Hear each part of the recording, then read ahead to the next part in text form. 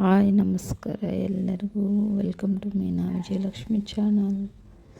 ನಾನಿವತ್ತೊಂದು recipe ತೊಗೊಂಬಂದಿದ್ದೀನಿ, ಬನ್ನಿ ಏನಂತ ಹೇಳ್ತೀನಿ. ಹುರಿದ ಕಡಲೆ ಹಿಟ್ಟಿನ ಶೇಂಗಾ ಮಾಡ್ತಾಯಿದ್ದೀನಿ ಇವತ್ತು. ಬನ್ನಿ ಹೇಗೆ ಮಾಡೋದು ಅಂತ ಹೇಳ್ಕೊಡ್ತೀನಿ. ಫಸ್ಟಿಗೆ ಕಡಲೆ ಹಿಟ್ಟು, ಉಪ್ಪು, ಖಾರ, ಅರಿಶಿನ ಮತ್ತು ಶೇಂಗಾ ಎಲ್ಲ ಫಸ್ಟಿಗೆ ತೆಗೆದಿಟ್ಕೊಂಡ್ಬಿಡಬೇಕು.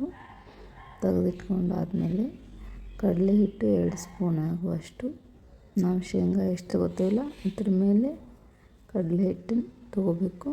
ನಾನಿವಾಗ ಅರ್ಧ ಕಪ್ ಶೇಂಗಾ ತೊಗೊಂಡಿದ್ದೀನಿ. ಸೊ ಹಂಗಾಗಿ 2ರಿಂದ 3 ಸ್ಪೂನು ಕಡಲೆ ಹಿಟ್ಟು ತೊಗೊಂಡಿದ್ದೀನಿ. ಕಡಲೆ ಹಿಟ್ಟು ಒಂದು ಬೌಲಲ್ಲಿ ಹಾಕಿ ಅದಕ್ಕೆ ಖಾರ ಮತ್ತು ಉಪ್ಪು ಹಾಕ್ಕೊಂಡಿದ್ದೀನಿ, ಅರಿಶಿನನೂ ಹಾಕಿದ್ದೀನಿ. ಹಾಕಾದ್ಮೇಲೆ ಚೆನ್ನಾಗಿ ಕಲಿಸ್ಕೊತಿದ್ದೀನಿ.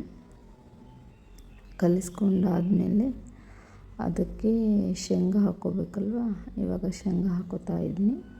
ಶೇಂಗಾ ಹಾಕಿ ಚೆನ್ನಾಗಿ ಕಲಿಸ್ಕೊಂಡು ಆಮೇಲೆ ಅದಕ್ಕೆ ಎಷ್ಟು ಬೇಕು ಅಷ್ಟು ನೀರನ್ನು ಹಾಕಿ ಚೆನ್ನಾಗಿ, ತುಂಬ ತೆಳುವೂ ಆಗಬಾರ್ದು ಆಮೇಲೆ ತುಂಬ ಗಟ್ಟಿನೂ ಆಗಬಾರ್ದು ಹಿಟ್ಟು.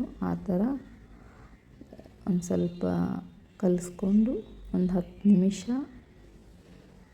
ಅದ್ಮೇಲೆ ಮುಚ್ಚಿ ಇಟ್ಬಿಡಬೇಕು. 10 ನಿಮಿಷ ಆದಮೇಲೆ ಅದು ಚೆನ್ನಾಗಿ ಹಿಟ್ಟೆಲ್ಲ ಶೇಂಗಾಗೆ ಅಂಟ್ಕೊಂಡಿರುತ್ತೆ. ಹಾಗಾಗಿ ಕರಿದಾದ ತಕ್ಷಣ ಅದು ತುಂಬ ಚೆನ್ನಾಗಿ ಕಾಣುತ್ತೆ ಮತ್ತು ಟೇಸ್ಟಿಯಾಗಿಯೂ ಇರುತ್ತೆ. ಹಸಿ ಬಿಸಿ ಇದ್ದರೆ ತಿನ್ನೋಕ್ಕಾಗಲ್ವಲ್ಲ, ಸೊ ಹಾಗಾಗಿ. ಮತ್ತು ಇವಾಗ ಒಂದು ಬಾಣಲೆಗೆ ಎಣ್ಣೆ ಹಾಕ್ಕೊಳ್ಳಿ.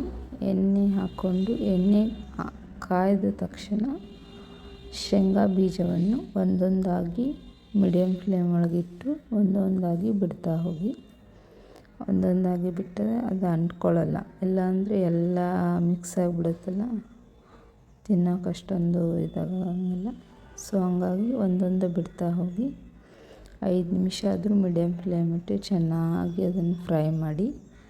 ಫ್ರೈ ಆದಮೇಲೆ ನೀವು ಎಷ್ಟು ಹಾಕ್ಕೊಂಡಿರ್ತೀರಲ್ವ ಅಷ್ಟು ಎಲ್ಲ ಫ್ರೈ ಮಾಡಿ ತೆಗೆದಿಟ್ಕೊಳ್ಳಿ. ಅದಕ್ಕೆ ಸ್ವಲ್ಪ ಚಾಟ್ ಮಸಾಲ ಹಾಕ್ಕೊಳ್ಳಿ. ಚಾಟ್ ಮಸಾಲ, ಉಪ್ಪು. ಇವಾಗ ನೋಡಿ ಹೇಗಾಗಿದೆ ಅಂತ. ಇಷ್ಟ ಆದರೆ ಲೈಕ್ ಹಾಕಿ, ಕಮೆಂಟ್ ಹಾಕಿ, ಸಬ್ಸ್ಕ್ರೈಬ್ ಮಾಡಿ. Thank you all.